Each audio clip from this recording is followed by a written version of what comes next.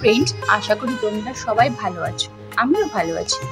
আজকে তোমাদের সাথে একটি নতুন রেসিপি নিয়ে চলে এলাম, কলাইয়ের ডালে বড়ার ঝাল।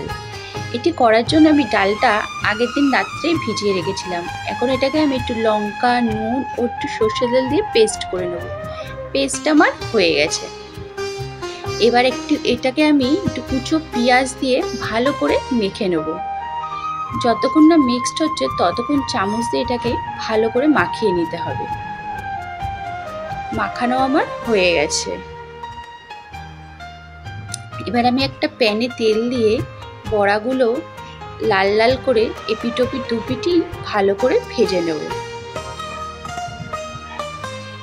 এবার আমি একটা বাটিতে সর্ষে পেস্ট করে নিয়েছি ও একটা বাটিতে পেঁয়াজ পেস্ট করে নিয়েছি।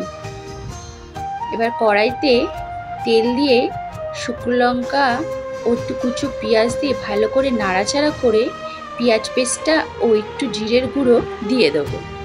দিয়ে ভালো করে নাড়াচাড়া করে একটু জল ও একটু চিনি, সামান্য চিনি দিয়ে দেবো। এবার যখন ওটা আমার ফুটে যাবে তখন আমি ভেজে রাখা বড়াগুলো ওর উপর দিয়ে দেবো। ভেজে রাখা বড়াগুলো দিয়ে নাড়াচাড়া করে ওপর থেকে সর্ষে পেস্টটা দিয়ে একটু জল দিয়ে দেবো, নইলে তো তিতকুট লাগবে, তাই সঙ্গে সঙ্গে জলটা দিয়ে দিতে হবে। জলটা দিয়ে ভালো করে নাড়াচাড়া করে নিতে হবে।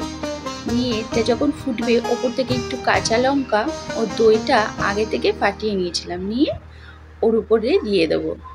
দইটা দেওয়া হয়ে গেলে এটা আমি ভালো করে একটু নাড়াচাড়া করে একটু ভালো করে ফুটিয়ে নেবো, যাতে বড়াগুলোর ভেতরে রসটা ঢুকে যায়। বড়াগুলোতে রসটা ঢুকলে খুব খেতে সুন্দর লাগবে।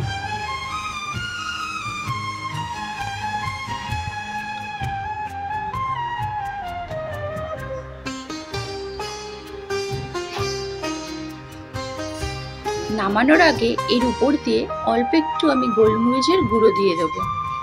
জিনিসটা যেরকম টকটক ঝাল ঝাল লাগে, গরম ভাতে দারুণ লাগে।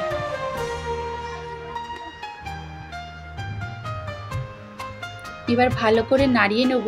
এটা ফুটেও গেছে। এই অবস্থায় আমি এটাকে নামিয়ে নেব।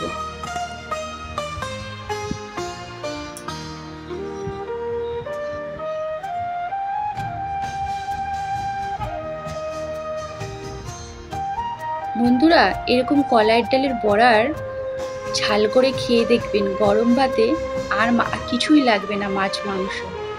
আর রান্নাটা কেমন হলো অবশ্যই জানাবেন ও একটুখানি কমেন্ট ও শেয়ার করে দেবেন।